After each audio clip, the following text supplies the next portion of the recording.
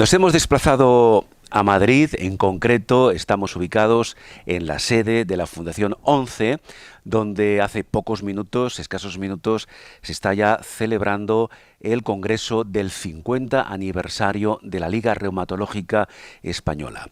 Una liga que nació hace, evidentemente, 50 años con el objetivo de ayudar a las personas que sufren enfermedades reumáticas y musculoesqueléticas, además de colaborar con profesionales sanitarios en la investigación de nuevos tratamientos, de los que luego comentaremos algunos de ellos, que contribuyan a aliviar el dolor de tantas personas que sufren día sí y día también, que sufren a diario estas enfermedades que, por cierto, suponen 250 patologías diferentes y la friolera, la cifra es espectacular, y la friolera de más de 12 millones de pacientes en España.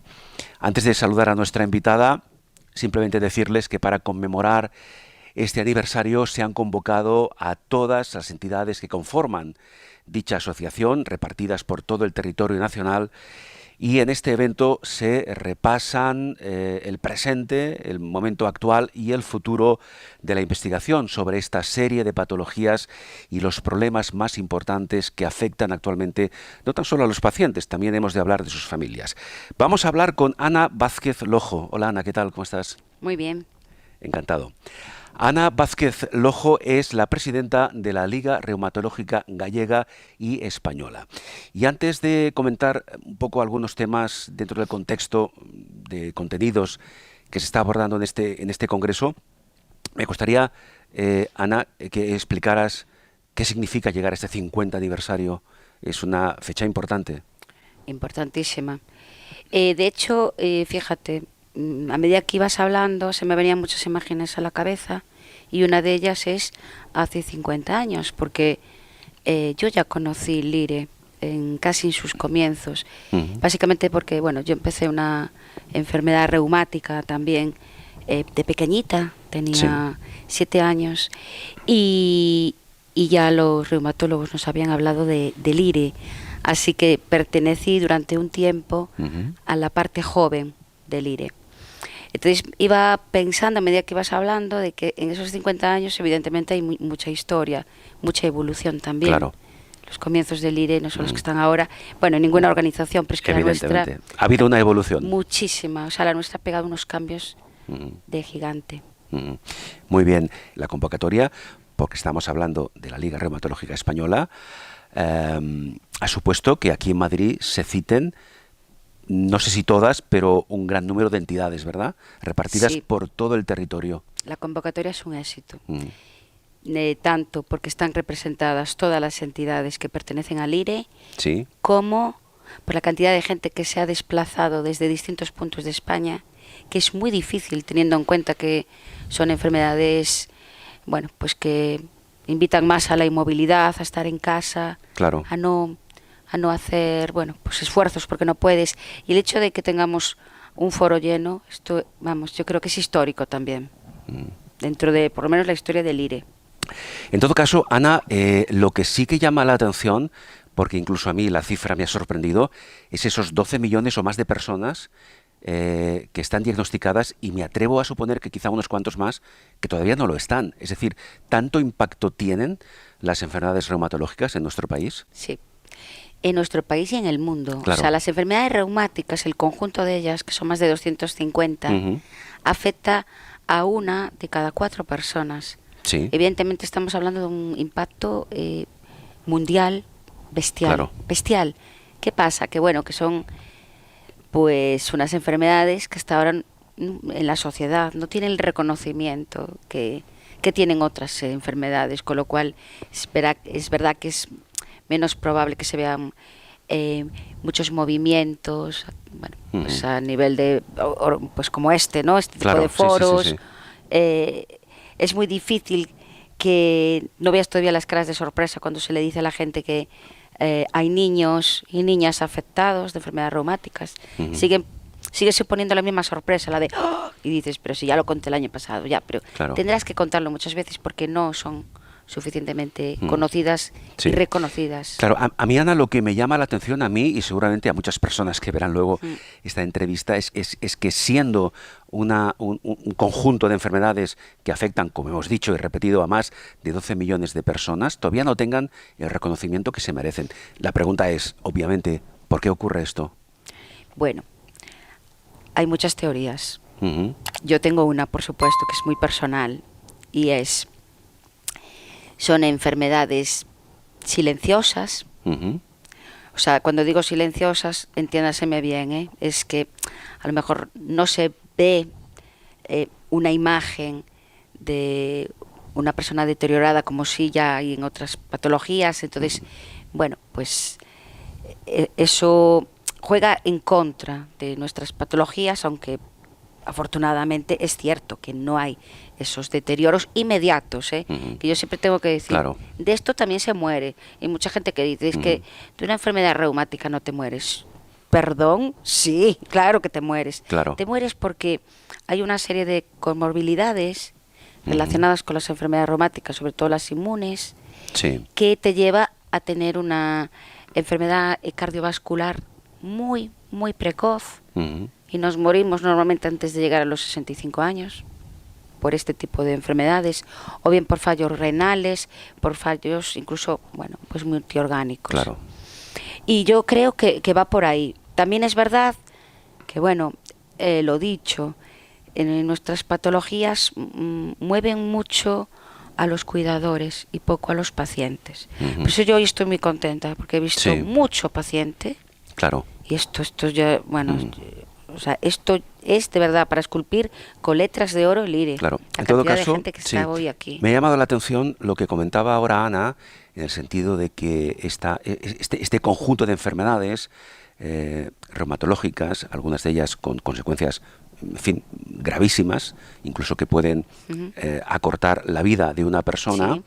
como en algunos casos o en algunas de ellas no generan un impacto visual evidente, quizá por eso pasen bastante desapercibidas. Claro, ¿Verdad? sí. A ver, estas manos son históricas. Estas son las manos de una artritis de hace, Sí. pues, casi 50 años.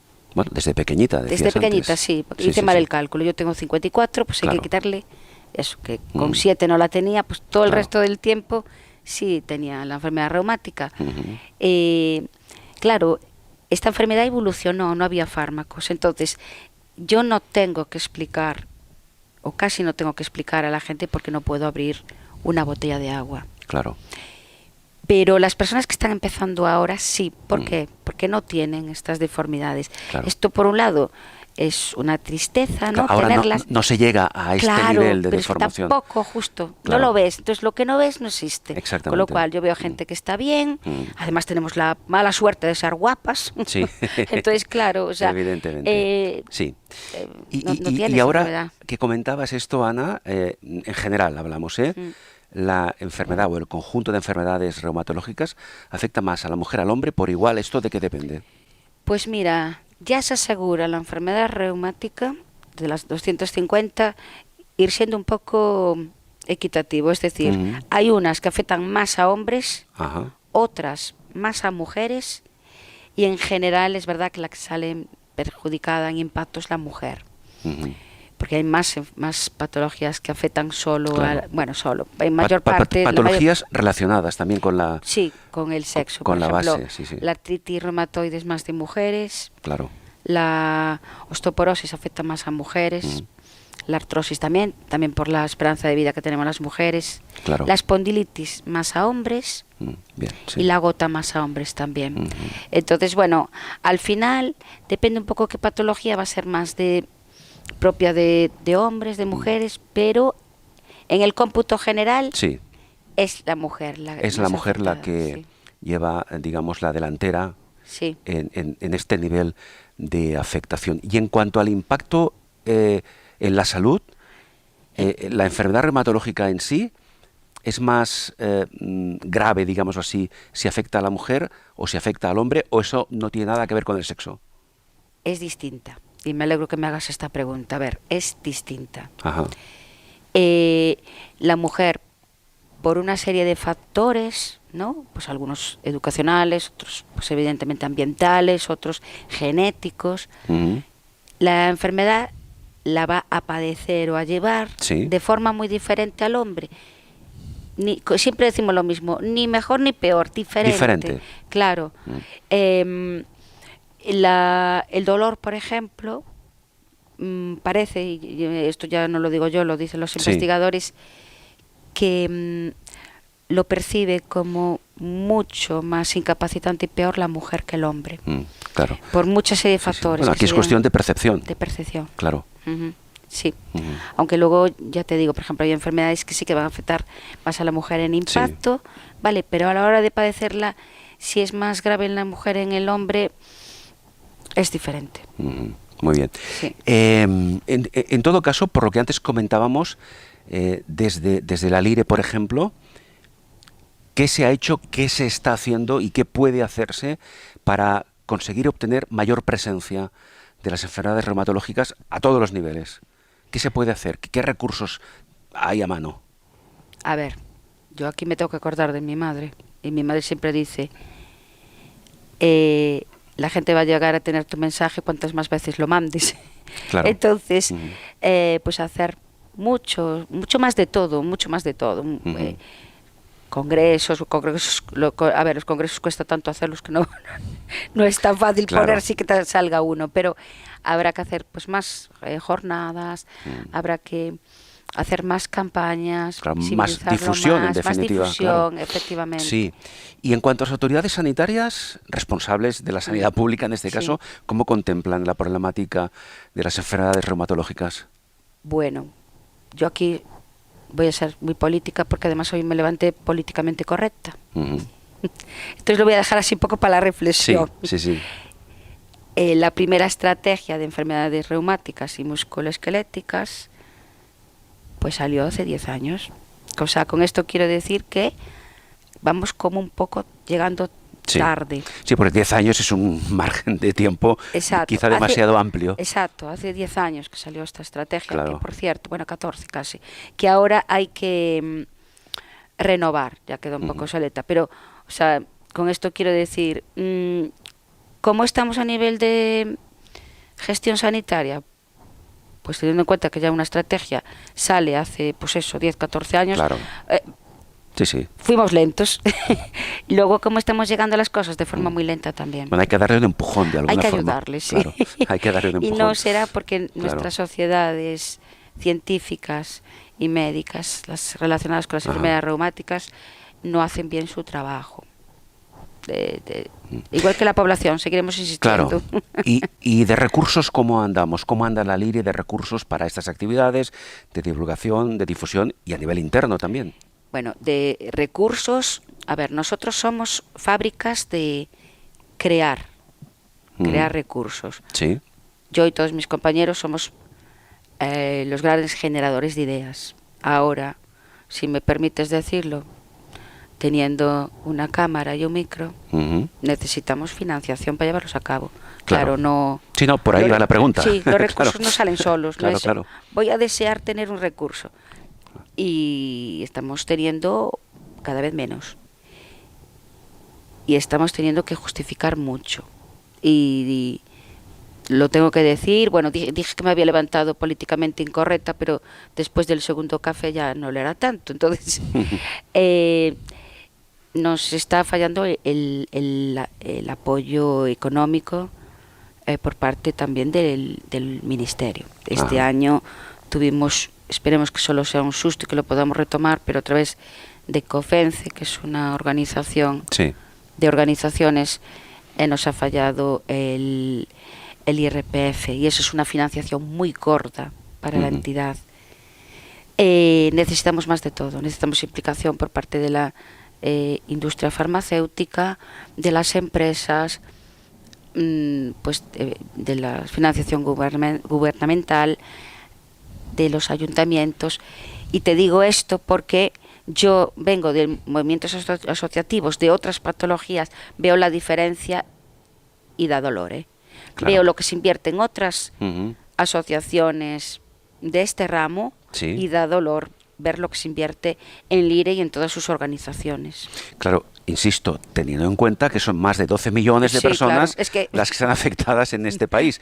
Es algo, te estoy escuchando y permíteme, me estoy poniendo más mala todavía. incomprensible. Sí. Pero bueno, vamos a continuar, por ejemplo, haciendo referencia al concepto de, claro, algunas personas que sufren algunas de estas 250 enfermedades reumatológicas llegan a un nivel de discapacidad que a veces requiere pues un reconocimiento porque esa persona pues está en muchos casos incapacitada para desarrollar su labor profesional y evidentemente incluso en muchos casos a nivel doméstico. ¿Cómo está contemplado el tema de la discapacidad o de la incapacidad a partir de las enfermedades reumatológicas? Vale, mira, me alegro que me vuelvas a hacer esta pregunta. Las preguntas están siendo, la verdad, elegidas de una forma muy inteligente y te agradezco mucho que ya vinieras tan informado de lo que son las enfermedades reumáticas porque es muy fácil hablar contigo. A ver, si ya era difícil el reconocimiento de la condición de discapacidad antes de los nuevos baremos, Sí. los nuevos baremos que se aplicaron en Claro. abril del año pasado, bueno, Sí, de sí. este año todavía. Son que aún mucho más acabó. exigentes. Claro. Es que, o sea, no nos están ayudando, nos están poniendo la Claro. zancadilla. Entonces, claro, y eso que te digo, que hemos colaborado nosotros a elaborarlos. O sea, LIRE estuvo Claro. ahí. Sí. Nos gustó el resultado final. A la hora de aplicarlo, pues alguien no sabe aplicarlos. Con lo cual, nos está saliendo peor. Nos está costando más la tirita que el coscorrón. Entonces, al final, ¿qué tenemos? Pues personas que sin el certificado de discapacidad no pueden trabajar y sin el certificado de discapacidad no pueden estudiar, porque Sí, siguen teniendo claro. las mismas dificultades, pero sin reconocimiento que los ayude. Sí. Y con el tema de las incapacidades, o sea, incapacidad laboral, Sí. pasa un poco lo mismo. O Claro. sea, claro, a ver, esto es para un debate de horas, seguro, Ujú. y con políticos de por medio, pero para que no hubiera tanta incapacidad laboral, que la hay, Sí. entonces tendría que haber una buena política laboral, que no la hay. Que no existe, Exacto. al menos no a este nivel, no Correcto. para cubrir estas necesidades. Por Exacto. cierto, a modo de matización para quienes van a vernos, el concepto de discapacidad en relación al concepto de incapacidad, ¿hay que diferenciarlos? Sí, mucho, porque es verdad que la gente Sí, pero a veces se lo confunde. lía, sí. Discapacidad, Mira, incapacidad. discapacidad es el reconocimiento de una limitación para hacer las actividades de la vida diaria Ujú. y moverse en sociedad. Sí. O sea, tú, por ejemplo, imagínate, tienes una amputación de miembro superior, ¿vale? Ujú. Pues te va a costar, o tienes que adaptar el coche para conducir, pues no podrás, imagínate, pues a lo mejor vestirte en el mismo tiempo que Claro. todo el mundo. Entonces esto es un reconocimiento de certificado de discapacidad. Ujú. Pero la incapacidad Sí. está relacionada con el trabajo, es decir, yo tengo Claro. una amputación de miembro, Claro. Sí, sí, sí. si soy piloto de Claro. aviones no podré serlo. La porque- afectación laboral Exacto. de esa situación. La incapacidad es el reconocimiento del no poder hacer el ejercicio habitual en tu profesión. Bien, y tanto en cuanto a la discapacidad como a la incapacidad, es donde en este momento existen estas dificultades Y, sí, para resolver problemas que afectan a la vida cotidiana de cientos de miles de personas. sí. Y con la dependencia pasa lo mismo. Claro. Sí. Un par de aspectos más que me gustaría comentar antes de concluir. Como decía ahora Ana, necesitaríamos un par de horas por lo menos para entrar más a fondo Una en cada uno de ellos, pero intentamos resumirlo todo en un único capítulo. Por ejemplo, vamos a hablar de muchas de estas enfermedades reumatológicas tienen el dolor como factor asociado. Y antes hablamos de la percepción, cada uno percibe el dolor según su propio criterio, esto es así, el dolor es subjetivo, pero en algunos casos, en relación, insisto, a estas patologías y a la intensidad de cómo se percibe el dolor, esto puede llegar incluso a afectar a la salud mental de esa persona. Desde la LIRE, ¿cómo valoráis qué criterio se desarrolla para establecer esta vinculación entre dolor y salud mental?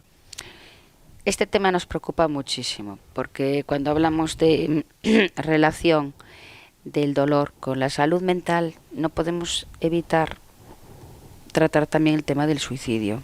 Claro. Durante el confinamiento, pues quisimos acercarnos a nuestra gente y preguntarle cómo lo llevaban, ¿no? Pues el aislamiento, la no actividad. Y desarrollamos un cuestionario que venía a preguntarles cómo lo estaban pasando. Sí. Y vimos evidentemente que la salud mental estaba muy afectada.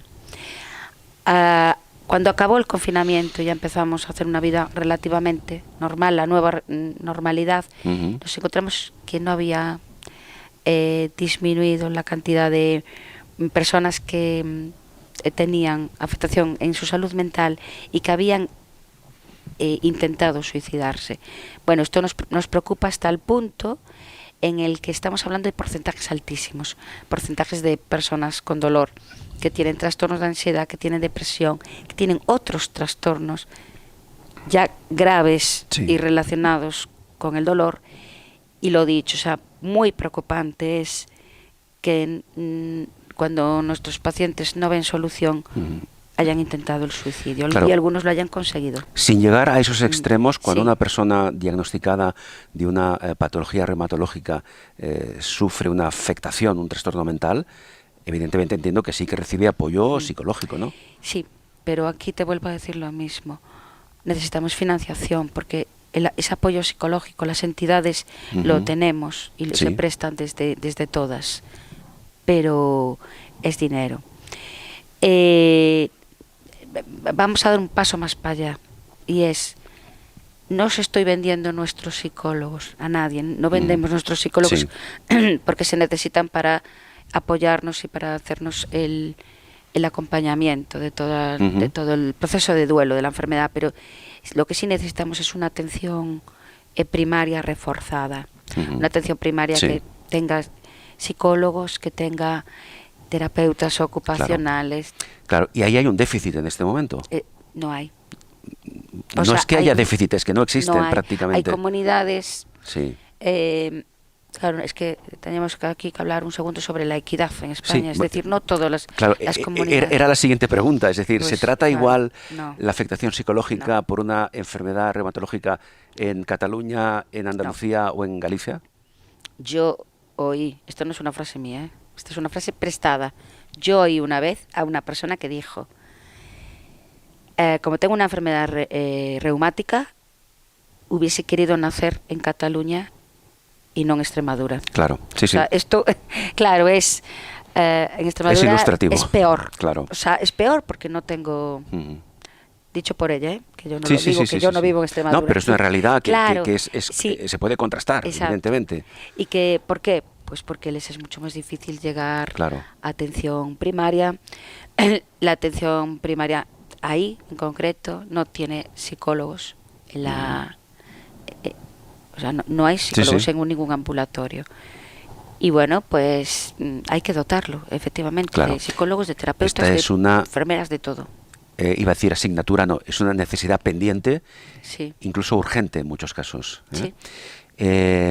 Ana Vázquez Lojo, vamos a concluir con un comentario final referente, antes nos decía Ana que cuando a ella, con 4 años apenas, ¿verdad?, se le diagnosticó su patología, evidentemente la situación a nivel de farmacología, a nivel de tratamiento era otra, por suerte esto ha evolucionado, pero vamos a explicar un poco en este momento cómo ha sido la evolución, hasta dónde hemos llegado y en qué se está investigando, qué nuevas propuestas terapéuticas van a cubrir, esperemos que más pronto que tarde, las necesidades de las personas diagnosticadas de enfermedades reumatológicas.